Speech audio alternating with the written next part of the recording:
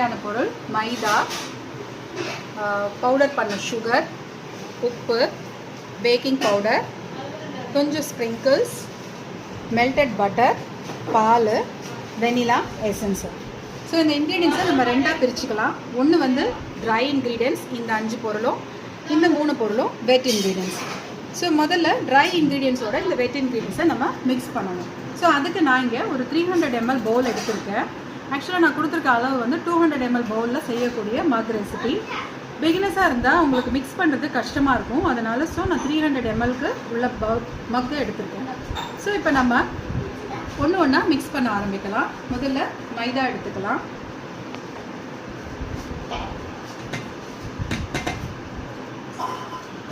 அதுக்கப்புறம் powder sugar,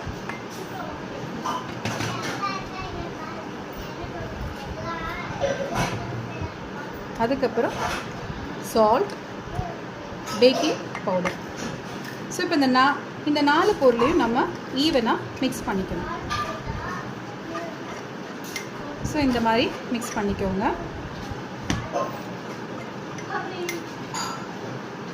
mix பண்ணும்போது இந்த மாதிரி மக்கை ரொட்டேட் பண்ணி மிக்ஸ் பண்ணிக்கோங்க. அதுக்கப்புறமா இப்போ நம்ம வெட் இன்க்ரீடியன்ஸை இது கூட மிக்ஸ் பண்ண போகிறோம். முதல்ல பால் எடுத்து ஊற்றிடுங்க. அதுக்கடுத்தது உருக்கி வச்ச பட்டர், அப்புறமா வெனிலா எசன்ஸ் ஒரு 1/2 டீஸ்பூன் எடுத்து வச்சுருக்கேன், அதையும் அது கூட மிக்ஸ் பண்ணிடுங்க.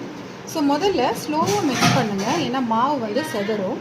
அதுக்கப்புறமா கொஞ்சம் வேகமாக மிக்ஸ் பண்ணுங்க. ஸோ இந்த மாதிரி ஃபாஸ்ட்டாக மிக்ஸ் பண்ணிக்கோங்க. எங்கேயுமே வந்து ட்ரையான மாவு கண்ணுக்கு தெரியக்கூடாது. சப்போஸ் உங்களுக்கு தெரிகிற மாதிரி இருந்ததுன்னா இந்த மாதிரி பவுலை ரொட்டேட் பண்ணி பார்த்துக்கோங்க. அதுக்கப்புறமா நல்லா கொஞ்சம் வேகமாக இந்த மாதிரி மிக்ஸ் பண்ணிக்கோங்க.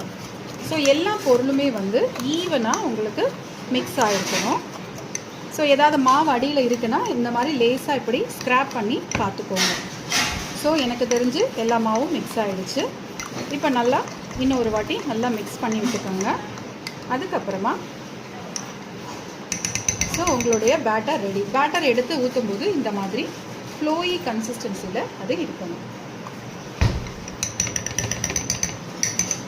ஸோ நெக்ஸ்ட்டு இப்போ நம்ம டெக்கரேஷனுக்காக கொஞ்சம் நான் சுகர் ஸ்ப்ரிங்கிள்ஸ் இப்படி எடுத்து வச்சுருக்கேன். அதை இப்படி லைட்டாக நீங்கள் இந்த மாதிரி எல்லா இடமும் படுற மாதிரி தூவி விட்டுக்கோங்க. ஸோ இப்போ நம்ம இந்த மக்கைக்கிற இன்க்ரீடியன்ஸை மைக்ரோவேவ் ஓவனில் 1 minute வச்சு எடுக்க போகிறோம். இல்லை 1 minute இப்போது உள்ளே வைக்கிறேன்.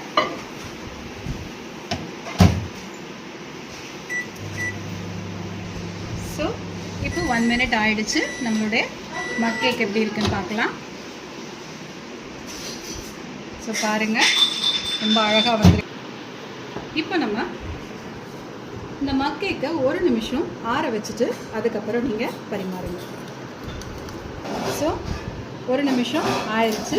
இப்போ நம்மளுடைய மக் கேக் எப்படி இருக்குன்னு பார்க்கலாம். பாருங்கள், ரொம்ப அழகாக வந்திருக்கு. டேஸ்ட் பண்ணி பார்த்துட்டு எப்படி இருக்கு.